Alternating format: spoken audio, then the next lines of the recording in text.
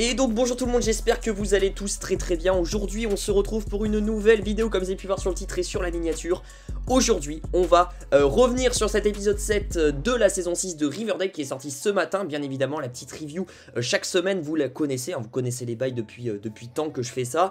On va revenir un petit peu sur cet épisode, qu'est-ce que j'en ai pensé, point positif, point négatif. Alors ouais j'ai mis un bonnet parce que ma coupe là, ce matin c'était un peu le dawa, donc vous m'en voudrez pas. Bref un épisode je dirais quand même un petit peu en dessous de l'épisode 6, c'est mon avis personnel. Je me suis un petit peu plus ennuyé dans cet épisode, malgré que dans cet épisode là on sait que c'est du coup les funérailles de Hiram Lodge. On le sait, hein, on le sait bien que c'est les funérailles de Hiram Lodge, mais je me suis quand même un peu fait chier, je vous avoue.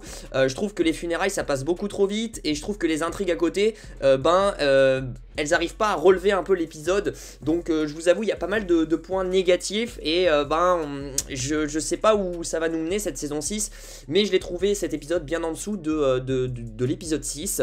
Alors déjà on va revenir sur ces funérailles de Hiram Lodge, qui sont, je trouve, hyper rapides. On a Veronica qui fait un discours, on a Hermione. Alors l'arrivée d'Hermione Lodge, moi je la trouve mais catastrophique, vraiment, je sais pas quoi vous en pensez. L'arrivée d'Hermione Lodge, je la trouve mais vraiment catastrophique.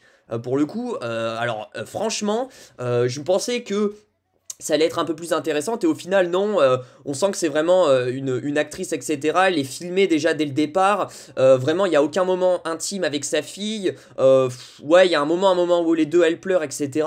Mais ensuite elle se rebarre et tout. Franchement je la trouve d'une inutilité monumentale, Hermione Lodge. Je m'attendais à mieux, franchement, le personnage, son arrivée, surtout qu'on sait que après elle va se rebarrer et qu'elle reviendra pas finalement. Franchement c'était pas terrible son arrivée. Voilà, même la mère d'Hiram Lodge en fait finalement elle a 2 phrases de dialogue. Alors c'est quand même la mère d'Hiram Lodge, tu vois. Enfin je sais pas, je sais plus comment on la surnomme là en espagnol, mais Abuelita je crois elle s'appelle, Abuelita ou je sais plus. Bref, la mère d'Hiram Lodge, elle fait même pas de discours, on la voit même pas être émue, tu vois, genre elle dit non Véronica c'est toi qui vas faire le discours, et c'est tout en fait. Elle a 2 phrases de dialogue, c'est quand même la mère d'Hiram. Je suis un peu déçu de ça finalement. Limite Reggie est plus présent, limite Reggie a plus de la compatie, etc. Donc c'est un peu décevant, et puis je trouve ça un petit peu nul finalement que personne assiste à l'enterrement d'Hiram. Alors je sais que Archie, Betty, tout ça c'est un criminel, etc. Donc forcément ils l'aiment pas, je peux comprendre, mais c'est vrai que je m'attendais à ce qu'il y ait quand même plus de personnages proches de Véronica qui assistent aux funérailles d'Hiram Lodge. Donc c'était vraiment pas dingue. Et puis vraiment comme je vous ai dit, le moment un petit peu de ce funérail, etc. de cette commémoration dans l'église, franchement ça a duré même pas 10 minutes, tu vois. Donc j'ai trouvé ça un peu dommage. On a peut-être pas assez appuyé le truc dessus, même si à la fin on a un vocal de Hiram Lodge qui est assez touchant pour le coup. Je l'ai trouvé même plus touchant que le discours de Véronica à l'église, vraiment, où Hiram avant sa mort fait un discours, lui dit que du coup toutes les parts qu'il a il va lui redonner, etc. Et il lui dit que il l'aimait, etc. Blablabla. Donc c'est vrai que c'était assez touchant. Donc c'est la fin d'Hiram Lodge, on le reverra plus. C'est dur à croire parce que moi Hiram Lodge je le surkiffais. Mais voilà, en tout cas c'était le noyau de cet épisode, et j'ai trouvé qu'il manquait un petit peu de dynamisme et qu'il manquait un petit truc en fait dans ces funérailles là. J'ai pas été assez ému, assez touché, donc c'est qu'il y a un problème finalement. Alors soit c'est mal filmé, soit c'est mal emmené, j'en sais rien. Enfin bref, finalement ce qui était le gros noyau, le gros point fort un peu de la série, s'est transformé en point un petit peu faible, je vous avoue, de l'épisode surtout. Ensuite on a eu d'autres petites intrigues, parce que sinon on s'aurait fait chier pendant 45 minutes si on avait que les funérailles, on va pas se mentir. On a eu l'intrigue d'Abigail. Alors l'intrigue d'Abigail, franchement, moi je vous le dis, j'en ai strictement rien à foutre. Alors mais c'est d'une puissance monumentale. Je sais pas ce qu'elle cherche à faire, Abigail. Elle cherche à reconquérir Tony, sauf que Tony elle est en couple avec Fangs, donc elle est prête à quoi? À tuer Fangs? Enfin j'en sais rien, en tout cas. Voilà, Abigail est pas très gentille, voilà, et je sais pas ce qu'elle cherche à faire en fait finalement, et je sais pas c'est quoi le but en fait, qu'est-ce qu'ils veulent montrer en fait les créateurs d'un point de vue scénario. Je trouve que c'est un peu le bordel, et du coup j'en ai un peu rien à foutre de l'intrigue, je vous avoue.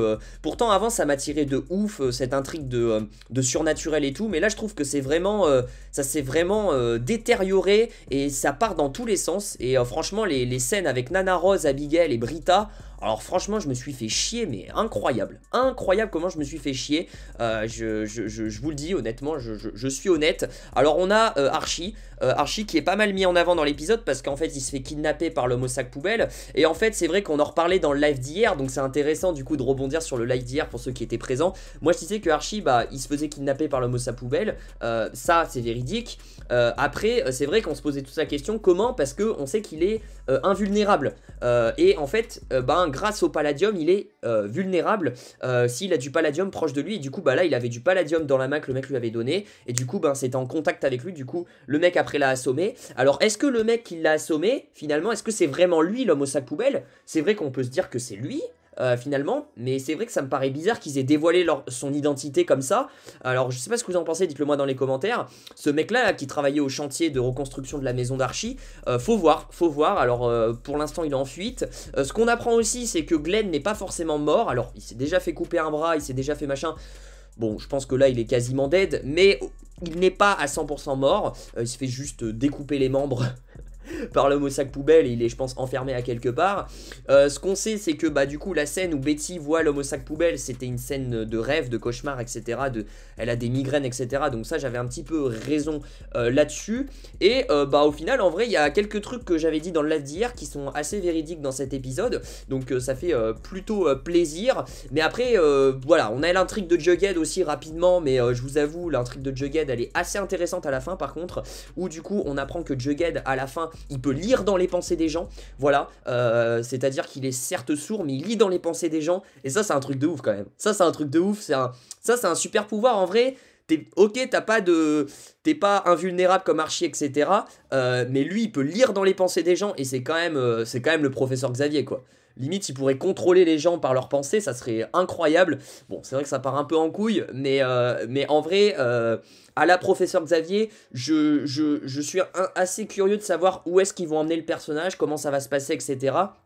Mais en tout cas, on a eu quelques scènes de Jughead, toujours bien évidemment Jughead dans sa salle de machine à écrire, hein. Constamment les scènes de Jughead maintenant, c'est impressionnant, c'est constamment dans sa salle de machine à écrire, ou soit dans son appartement avec Tabitha.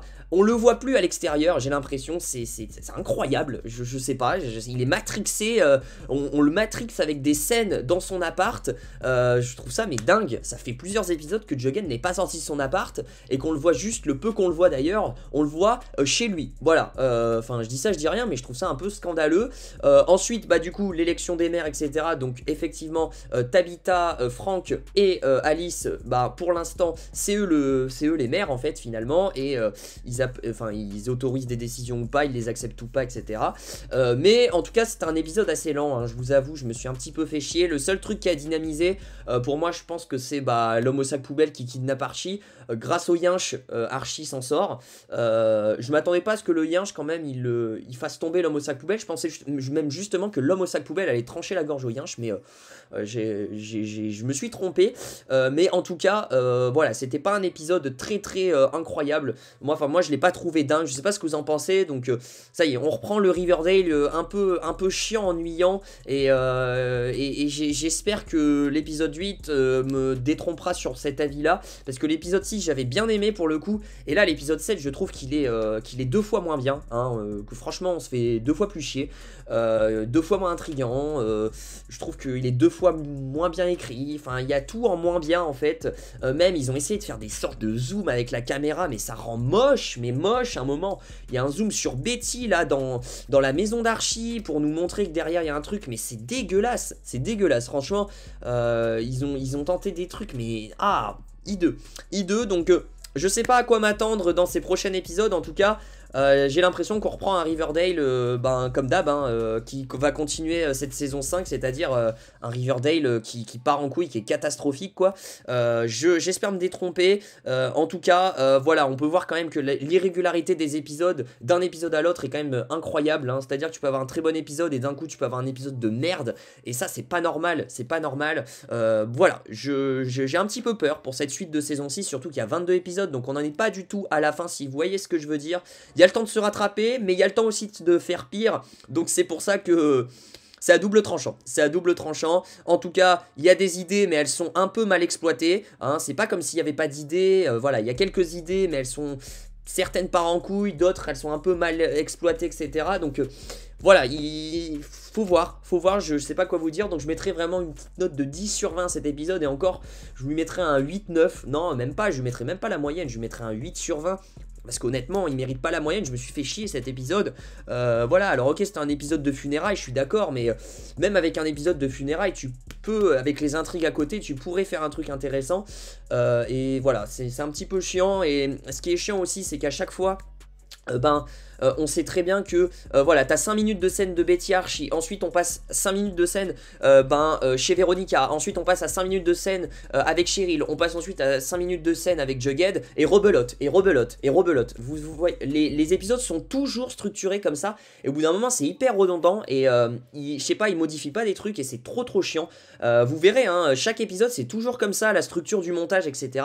C'est un petit peu chiant au bout d'un moment sur la durée. Bref, voilà, c'était mon avis sur l'épisode 7 de la saison 6 de Riverdale. L'épisode 8 sortira demain, enfin sortira la semaine prochaine, pardon. On en fera bien évidemment un live avant. N'hésitez pas à me dire, vous, votre note de l'épisode dans les commentaires, si vous l'avez mieux apprécié que l'épisode 6 ou pas. Est-ce que pour vous c'est votre épisode préféré de la saison 6? J'en sais rien. Dites-moi tout ça dans les commentaires. N'oubliez pas du coup de lâcher le petit pouce bleu, de vous abonner, de me suivre sur Instagram si vous voulez me poser des questions, et si vous voulez suivre les coulisses de la chaîne, ça fait toujours plaisir. Et du coup moi je vous dis à très vite pour de prochaines vidéos sur Riverdale et sur d'autres séries. Je vous fais plein de bisous, prenez soin de vous, ciao ciao.